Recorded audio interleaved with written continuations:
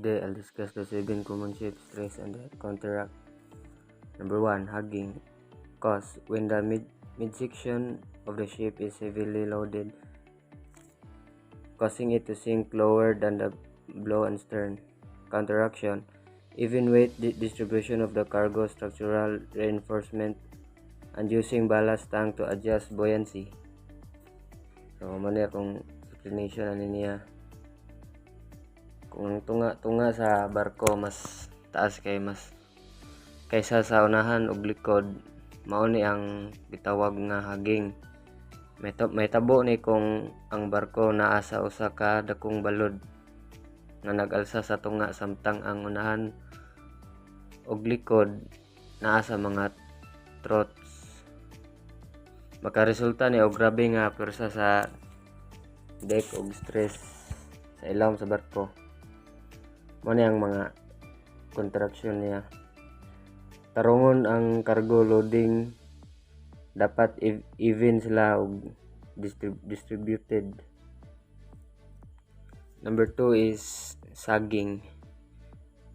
When the midsection of the ship is heavily loaded, causing it to sink lower than the bow and stern.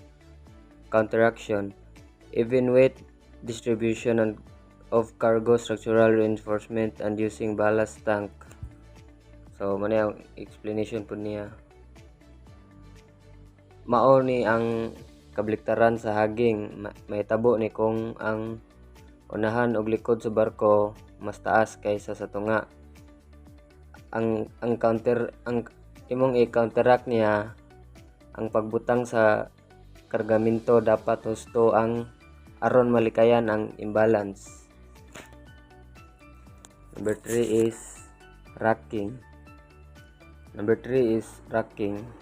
Ang cause kay literal force from waves, wind, or cargo shifting, causing side-to-side movement of the ship's structure. Counteraction. Strong transverse framing,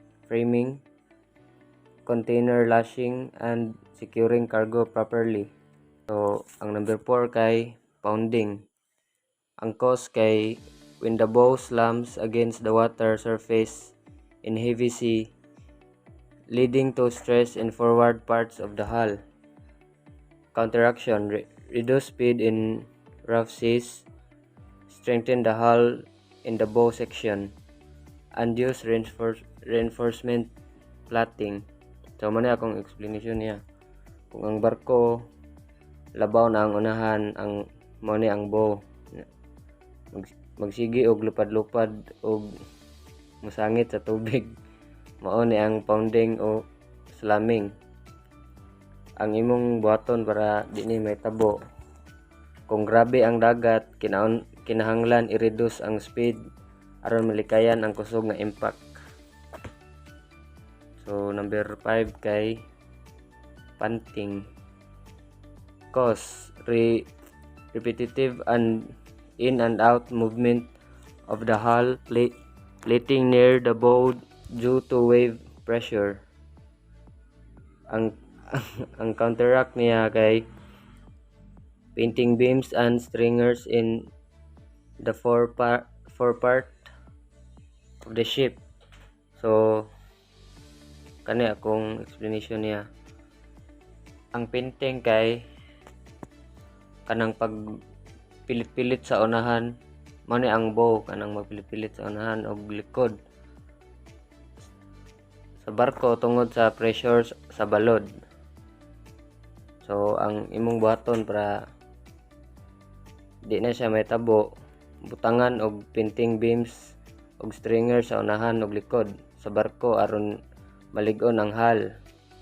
Pahugtan ang shape plaiting aron dili ma-deform ang barko. So, ang number 6 kay torsional stress. Twisting of a ship structure due to uneven wave action on different section of the hull. Counteraction. Reinforced hull structures, strong deck construction, and careful loading to prevent imbalance. Manang ang explanation ani. Ang torsional stress kay kanang kiay o pag-twist sa barko kung ang mga balo dili pareho ang epekto sa tibuok barko. Mahitabo ni sa taas nga barko labi na ang mga container ship nga dagko kaayo og daghang kargamento. Kung di ni malikayan makaguba ni sa structural integrity sa barko. Mano imong buhaton para malikayan ni sila.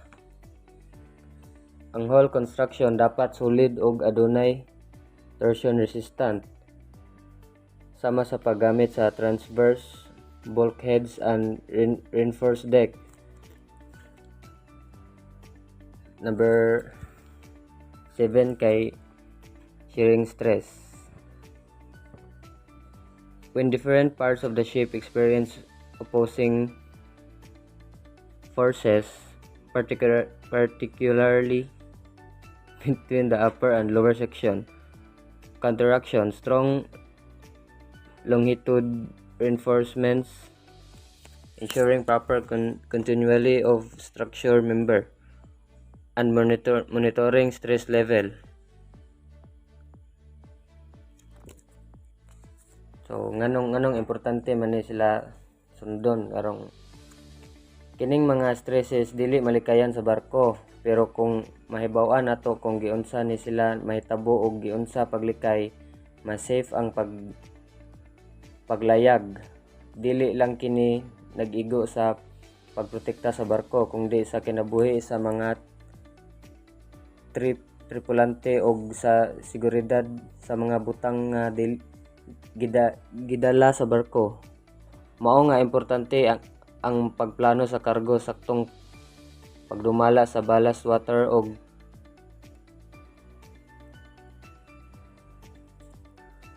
pagmaintenar sa lig-on nga structure sa barko.